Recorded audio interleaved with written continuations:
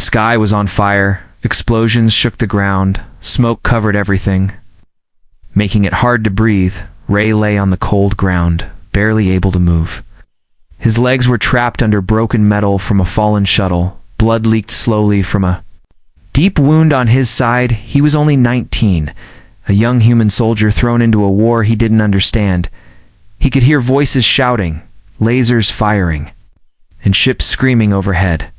But all he could think about was how cold he felt and how tired. His hands tried to move the metal.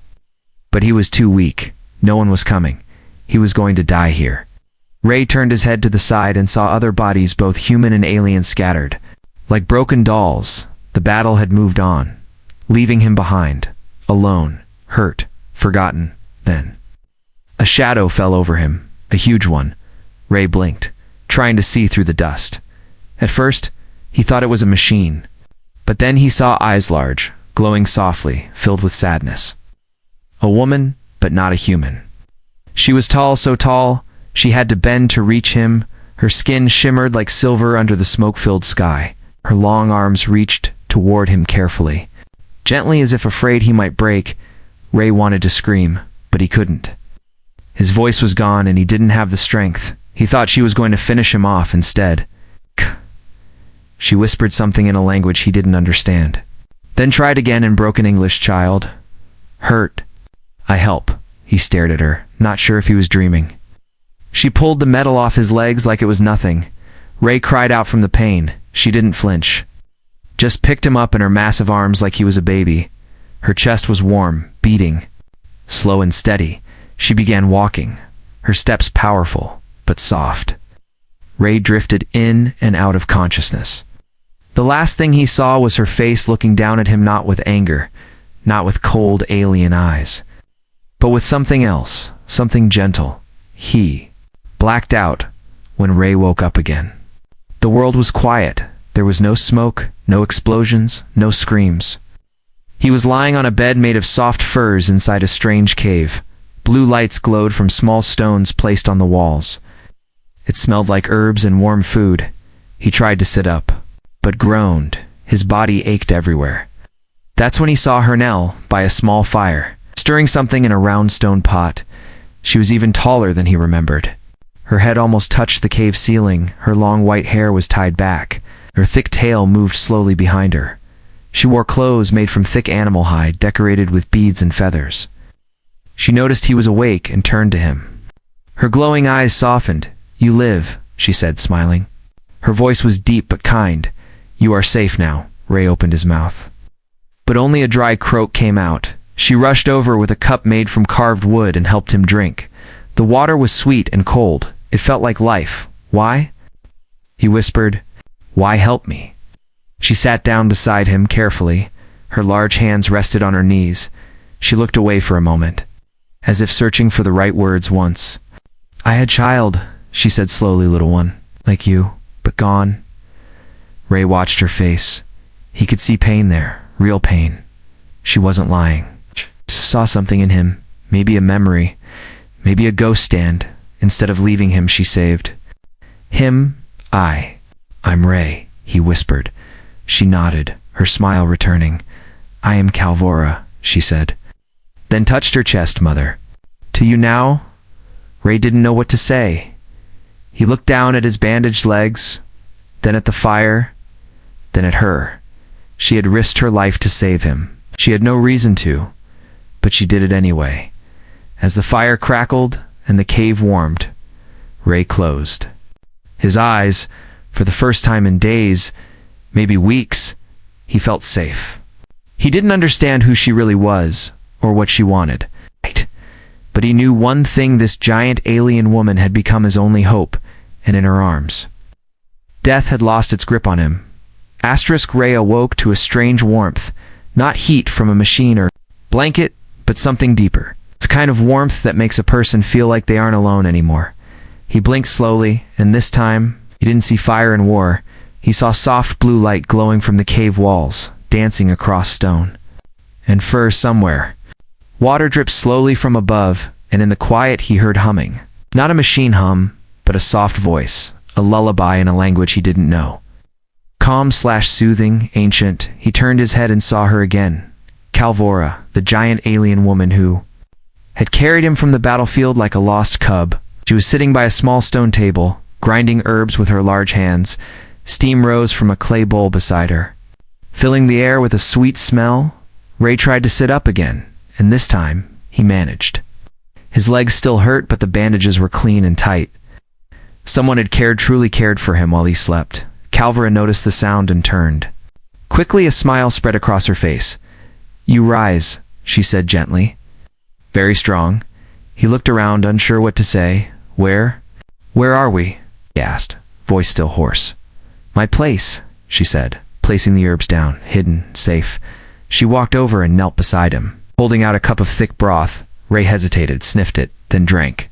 It tasted strange but good, warm, full of energy, like life itself. "You saved me," he whispered. "I should be dead." Calvora lowered her eyes. "I saw you," she said softly, small, broken. Left behind, she looked him in the eyes now, her glowing orbs full of meaning. "No one should die alone," she added. Ray felt a lump rise in his throat. He remembered the battle, the screaming, the pain, the cold metal crushing him, and now, here he was, being fed by someone who should have seen him as an enemy. "You're not like the others," he said. "Why help a human?" Calvora turned away and picked up a carved bone from the table. She held it gently, like it was priceless. "Long ago," she began, "I have son, small. Like you." Ray leaned in, listening closely. "He brave, smart," she said, her voice trembling slightly. "But war. Take him." Ray's eyes widened. "I'm sorry," he said, voice quiet. She nodded, wiping a single glowing tear from her cheek. "You remind me," she whispered. Same eyes, same heart. The silence between them was full, not empty, full of pain, memory, kindness, and something else, something rare. "You don't have to do this," Ray said after a while. "I'm just a soldier, not special." She shook her head. "To me, you are." He looked at her again, and for the first time truly saw her, not as a monster, not as an alien, but as someone who had lost everything and still chose to protect a stranger. "How did you carry me here?" he asked, trying to lighten the mood. "You're strong," she smiled. "Showing small fangs, very strong," she said proudly. "You light, like stick?" Ray laughed. And she joined him, her deep voice echoing softly through the cave. Later that day, she helped him move. She placed his arm around her massive shoulder and slowly helped him limp toward the cave's opening.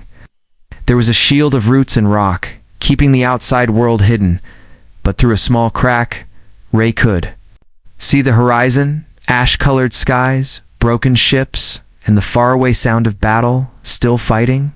he asked. Tired, Calvora nodded. "Yes, far from here, but close too." She looked down at him, serious now. "They hunt you," she said. "Maybe hunt me now too," Ray frowned. "They'll think you're hiding a traitor." She didn't respond. Instead, she gently closed the cave wall with a heavy stone. "Then let them come," she said calmly. "I protect child." Ray didn't know what to say. He looked up at her. This towering woman with scars across her arms and softness in her voice. He realized something had changed in him. He didn't feel like a soldier anymore. He felt like a son. "You don't have to be my mother," he whispered. But her answer was firm and immediate. "I already am," she said, placing a hand over his chest. "Here." Ray placed his hand on hers. "Ow." And for the first time since the war began, he smiled. Because maybe, just maybe, he'd found a reason to live again. Ray sat near the fire, watching the shadows dance on the cave wall.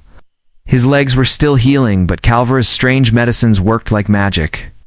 Every day she crushed glowing herbs, whispered to stone plants, and touched his wounds with warm hands that trembled with power. Outside, the war hadn't stopped, but in here it felt like another world, quiet, hidden, alive with the scent of wild roots and slow songs hummed in low alien tones. He had learned to trust her. But even trust has questions, and Ray had many. 1 afternoon, after she brought him roasted fruits and dried meat, he asked, "Why are you really helping me?" She paused, looking at him carefully, then sat down, her knees nearly reaching her chest even while folded. Her glowing eyes watched the fire instead of him. "I once protect someone." She began slowly. My son Kiro Ray had heard the name before, in her sleep talk, in her quiet whispers to the fire when she thought he was asleep. He was taken. "What?" Ray asked, already knowing the answer. Calvera nodded. "He run to fight like brave one," she said, her voice shaking too. "Young, too proud. Like you?" Ray looked down, feeling guilt in his chest. "I'm sorry," he whispered. She turned to him then, gently but with eyes full of a storm. "I see Kiro in you," she said firmly. "Not just body, but fire inside." Ray didn't know what to say. Part of him wanted to stand and leave. He wasn't a replacement. He wasn't her son. But then again, maybe she wasn't trying to replace her son. Maybe she was trying to save someone this time, that night, while Ray was pretending.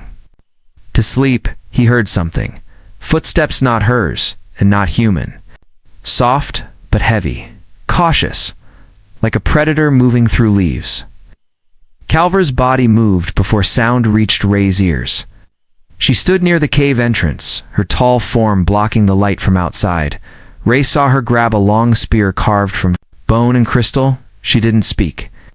Didn't wake him. Her instinct told her something was wrong. Outside, a low growl echoed across the rocks. Then a sharp voice in a language Ray didn't know, Calvera replied firmly. Her tone cold and warning. Ray pushed himself up, crawling toward the back wall of the cave, through the cracks in the stone. He saw the shadow of another alien, smaller than Calvera, but still huge compared to a human. He had weapons on his back. An anger in his voice, their words got louder, faster, harsher, and then silence. Ray held his breath. Then came the sound of a punch, a crash, a roar of rage. Calvera fought without fear. Ray saw her slam the intruder against the rocks, her spear pressed to his throat. But she didn't kill him. She let him go, and he ran. Stumbling back into the woods, when she returned to the cave, her lip was bleeding, and her arm had fresh bruises. Ray tried to help her, but she gently pushed his hands away. "Who was that?" he asked. She sat down, breathing hard. "Watcher from my people," she said quietly. "They saw you." Ray's heart dropped. "Will they come back?" She didn't answer right away. Instead, she opened a hidden compartment in the cave. Wallen pulled out a folded piece of metal cloth. Inside were old human items, dog tags, dried flowers, even a cracked toy ship, long ago. "I save another," she said. Ray stared at the items, shocked. "You've done this before?" She nodded slowly. "He died before war end," she whispered.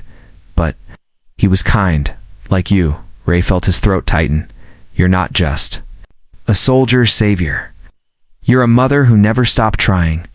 She looked at him, then not like a stranger, not like a guest, but like family.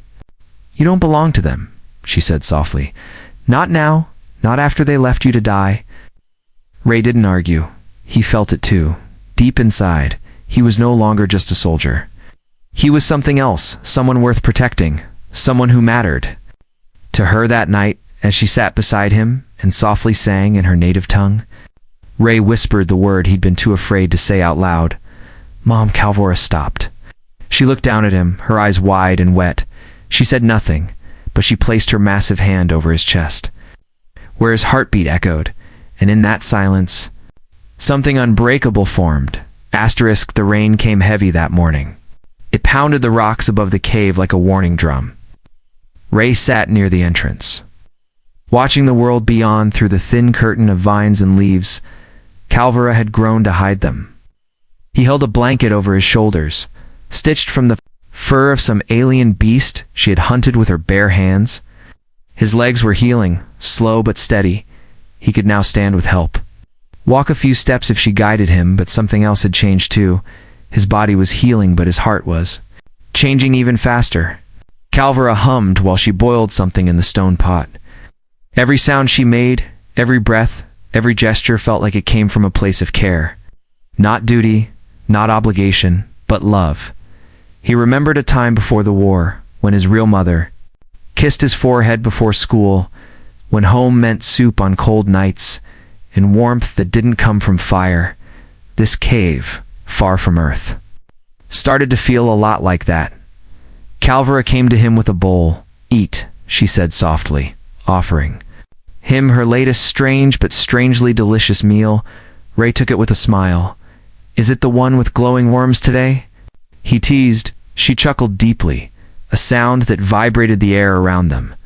"No worms," she said, "just root and sky fruit." They both laughed, and the cave seemed to glow a little brighter. Later that day, Calvera helped him walk outside. For the first time in days, the sky was still dark, but the rain had slowed. She supported him with one giant arm, letting him lean against her tall frame. He had never felt so small. But strangely, he didn't mind anymore in her presence. Small didn't mean weak, it meant protected.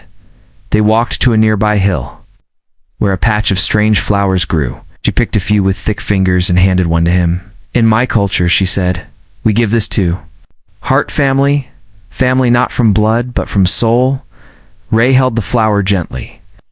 The petals soft and glowing, his eyes burned with tears he didn't expect. "I never thought I'd feel something like this again," he said. "Not in war, not with aliens." Calvera said nothing. She only looked at him with those motherly eyes, the kind that saw straight into him. Not as a soldier, not as a weapon, but as a boy who had lost too much. "You make my cave warm," she said simply. "My life was quiet before, but cold." Ray touched her large hand. "You saved my life," he whispered. "But I think you saved more than just that." Back that night, a storm rolled in again, louder and wilder than the morning one.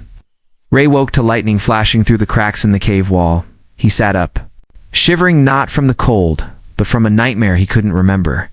Then he heard soft footsteps. Calvera entered from the other side of the cave, holding a thick blanket. "You cry in sleep," she said gently. "You remember bad things?" Ray nodded slowly. She sat beside him and wrapped the blanket over both of them, her giant body beside. His made him feel like nothing could ever hurt him again. "Will they come for us?" he asked the others. "Soldiers? Aliens? Anyone?" She looked at the fire for a long moment. "They might," she answered honestly. "But I stay, no matter." "What? Even if it's dangerous?" "Even then," she said, her voice steady. "You are mine now." Ray leaned against her side. For a moment there was no war, no fear, no battlefield in his memory. Only warmth, only peace, only her. He looked up at her giant face and smiled weakly. "You really are my mom now," he said, half joking. Half serious, Calvera looked down, her eyes shining softly. "No joke," she replied. "Mean it." And in that quiet, with the storm howling outside, Ray felt something inside him finally relax. The part that never felt safe again after the war. The part that thought no one would ever care again. It melted like snow under the heat of a mother's care. It started with silence, not the peaceful kind, the kind that feels wrong. Like the forest is holding its breath, Ray noticed it first, while gathering water near the edge of the stream. The birds had stopped singing, and even the wind seemed to pause. Calvera was behind him, watching the trees as if she sensed something too. Her posture had changed, her shoulders stiff, her head high, her muscles tense under her thick skin. "Inside," she said quietly. Ray didn't argue. He knew that tone by now. It meant danger was near, even if they couldn't see it yet. They returned to the cave, and Calvera pulled vines over the entrance. Then she placed her hand on the wall and whispered words in her native tongue. Stone shifted, sealing the opening almost completely. Ray had seen her do this only once before, when a storm had nearly torn the forest apart. "What is it?" he asked. She stared at the wall in silence for a moment, then turned to him. "Hunter," she said, "from my kind, sent to find me." Ray's heart skipped. "They found us?" "Not yet," she replied, "but close, for the next few hours." Neither of them spoke. Calvera sharpened her spear with quiet focus. Ray sat near the fire, trying to stay calm. He hated this feeling. Knowing something bad was coming and not being able to stop it, his hands trembled slightly. Not from fear of dying, but fear of losing her. She had become everything to him. If someone tried to take her, He wasn't sure he could bear it. Suddenly, a sound, a snapping branch, close to close, then footsteps, slow and heavy. Not many, just one. Calvera stood and motioned for Ray to stay behind the firewall. She picked up her spear and moved toward the sealed cave entrance. Her eyes closed for a second as she whispered again, and the stones slid open just a crack. Outside stood a male aliens, lightly shorter than her, but still massive. His armor was dark and jagged, and a long blade rested across his back. He didn't speak right away, just looked past her shoulder. "Searching, I know he's here." The hunter said coldly, "A human, wounded, helpless. Why do you protect him?" Calvera didn't flinch. "He is mine," she said, voice calm, but deadly, "my child." The hunter snorted. "You've lost your mind," he growled. "You were once a warrior of the mountain flame. Now you hide with vermin. He is not vermin," she said, stepping forward. "He is brave, kind. Alive, he deserves to live." The hunter placed his hand on his blade. "Orders are clear," he said. "No human shall survive this war if you stand in my way. I'll mark you as a traitor." Calvera's spear dropped into her hand like it belonged there. She didn't blink, didn't move, just spoke with fire in her voice. "Then mark me," she said. "But you will not touch him," the hunter growled.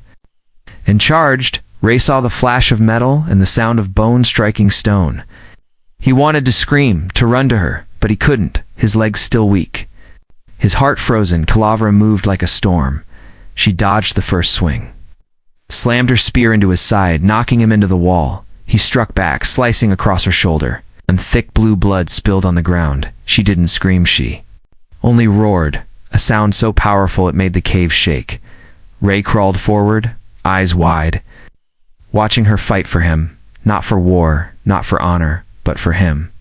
The battle was short but brutal. Calvera struck the hunter's weapon away, then pinned him down with her spear across his throat. He gasped for air, staring up at her with disbelief. "You've changed," he spat. "You used to be feared, I still am," she said, pressing harder. "But now, I fear losing someone." She'll let him go. "Leave," she commanded. "If I see you again, I won't show mercy." The hunter stumbled back into the forest. Defeated back inside, Ray rushed to her, his hand shaking as he checked her wound. "It's deep," he said. "We need to stop the bleeding." She smiled through the pain. "You sound like me now," she whispered. They laughed, tired, broken laughter but real. Ray helped her sit, wrapping the wound with clean cloth. "Wish I could fight like you," he said. "You will," she answered, "but not with weapons." With heart he looked at her, and the fear in his chest slowly faded. Because he realized something powerful. She didn't just save his life, she was teaching him how to live. Even in a world that wanted him dead, he had a mother now, and she would never let him fall again. The cave smelled like medicine and smoke. Ray sat near Calvera's side, changing her bandage with careful hands. Her arm was stiff and swollen, but her eyes remained calm. "Does it hurt?" he asked. She nodded once. "But pain means I am alive," she replied. "Alive is good." They shared a smile, but it faded quickly. Both of them knew what the hunter's visit really meant. More would come, stronger, faster, crueler, and next time they might not leave. Ray couldn't sleep that night. He stared at the ceiling of the cave, his thoughts racing. He remembered the battlefield, the pain, the cold, the way everyone had run past him like he was already dead. Then he remembered her hands, warm and strong, lifting him from the wreckage. The first person to choose him when no one else would. Now it was his turn. He had to choose something, stay weak, or protect the one who gave him a second life. He stood slowly, his legs shaking, but holding. Then he walked toward the hidden room. Calvera kept closed with stones. She never told him what was inside. But tonight, she didn't stop him inside the small chamber. Ray found strange weapons made from crystal and bone, metal and light. And in the center was something wrapped in a dusty blanket. He opened it carefully and found a human rifle. Scratched, burned, but still working. A note was taped to the side, written in broken English. "He died brave. His fight lives on." Ray's fingers gripped the weapon tightly. It felt heavy but right. He turned and found Calvera watching from the doorway. You kept this? He asked. She nodded slowly for the day. Someone brave enough would use it again. He lifted the rifle and stood tall. I'm ready, he said. Calvera didn't argue. She only stepped forward and placed her massive hand over his heart. You protect now, she said, but not with hate. Ray nodded, with love. He whispered, for you. The next evening they heard movement. Not one hunter this time, but many. Footsteps in the forest, the sound of branches breaking. Voices in Calvera's language filled with command and anger. Ray helped her stand, despite her wounds. You don't have to fight, he said. You've done enough. But she smiled through the pain. A mother always fights. Ray grabbed the rifle, his hand shaking slightly. Then a son fights too. They moved out of the cave for the first time in weeks. The two of them stood on the cliff above the valley, where moonlight bathed the trees in silver. Below, armored figures marched toward the hill. Weapons ready, eyes searching, Calvera let out a deep call, a sound like thunder wrapped in sorrow. The soldiers stopped. Surprised, she stepped forward, towering and unafraid. This is my land, she shouted. My family. One of the soldiers raised his weapon. Ray stepped beside her and raised his rifle. Drop it, he warned. His voice cracked, but it was loud, strong enough to echo through the trees. The soldiers hesitated. Then the leader stepped forward, removing his helmet. You're just a boy, he said, a wounded human hiding behind a traitor. Ray stared him down. She's not a traitor, he replied. The only reason I'm still alive. The leader smirked. Then you'll die together. He raised his weapon, but before he could fire, Ray pulled the trigger. The shot hit the ground near his foot, sharp and loud. The soldiers paused again, surprised. You want a war? Ray shouted, then no. She saved me when your side left me. She fed me, healed me, gave me a reason to live. He took a step forward. If you kill her, I won't beg. I'll bite. The leader looked at Calvera again, then back. At Ray there was a long silence. Then he lowered his weapon. You're not worth the war, he muttered. He signaled the others. And one by one, the soldiers turned back, vanishing into the trees when the forest was quiet again. Ray lowered the rifle. His hands were trembling hard now. Calvera wrapped her arm around him and pulled him close. You did it, she whispered. No, Ray said, looking up at her. We did it. And in that moment, surrounded by danger and darkness, they had made a choice not to run, not to hide, but to protect each other, not as soldier and alien, but as son and mother, together unshakable. The sun rose quietly over the mountain. Golden light spilled across the treetops. Soft and warm, the war had moved far from here, but its shadow still lingered. Yet for the first time, Ray felt something different.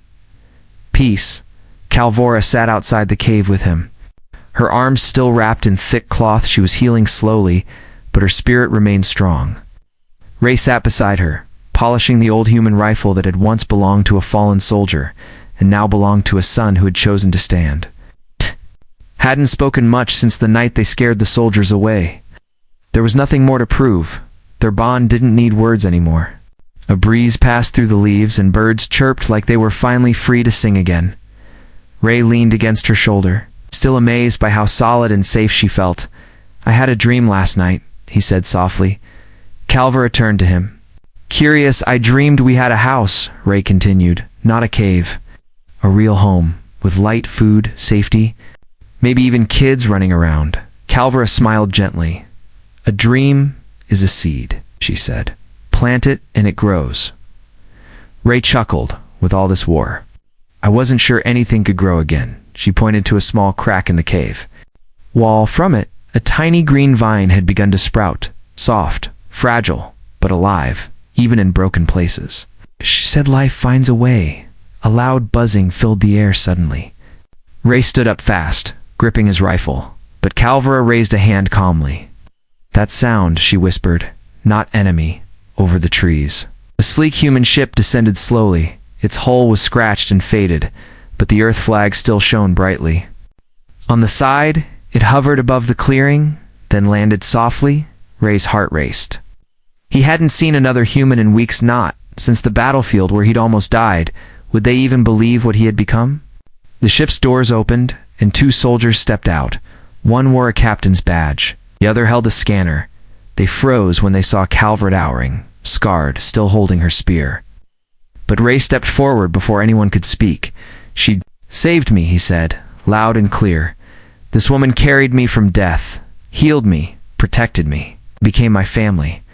The soldiers looked confused at first. Then the scanner beeped, confirming Ray's IE.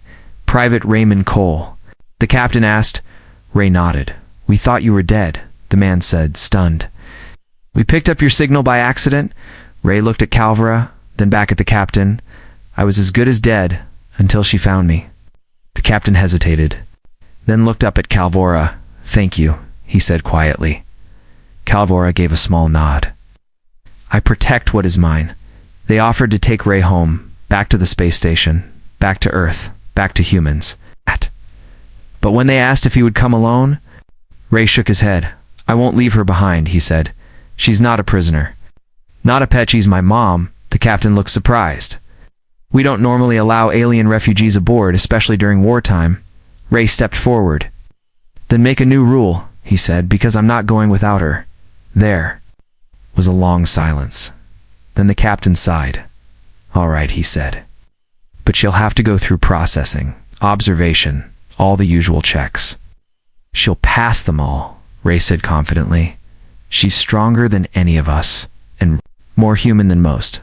Later that day, they stood at the edge of the clearing, looking at the cave one last time. Calvera placed her hand on the stone wall, whispering words of thanks to the place that had given them shelter. "You'll miss it?" Ray asked. "Yes," she said, "but I go where my child goes." They boarded the ship side by side. Ray helped her duck under the doorway as the crew stared in awe. She didn't flinch, didn't hide. She had fought for this moment, and now she walked into it with pride. As the engines roared and the ship lifted into the sky, Ray looked out the window. He saw the forest shrink beneath them, the cave, the vines, the battlefield, all disappearing behind clouds. But what mattered most sat beside him, a mother who was never meant to be his, and a boy who was never meant to survive. Together, they had rewritten their story, from death to life, from strangers to family, and now they were heading toward a future no war could erase.